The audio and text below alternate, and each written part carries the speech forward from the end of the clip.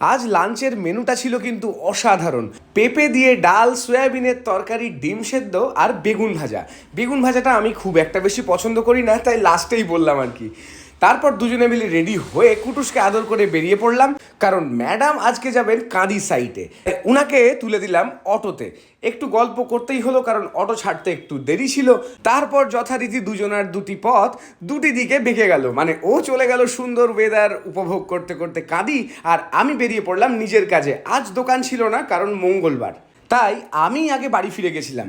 কিছুক্ষণ পর ফোন চলে এলো, শুনলাম উনি নেমে পড়েছেন বহরমপুরে। যেহেতু আমি গাড়ি চালাতে পারছি না, তাই ফোন টোন শুনেও চুপচাপ বাড়িতেই বসে থাকতে হলো।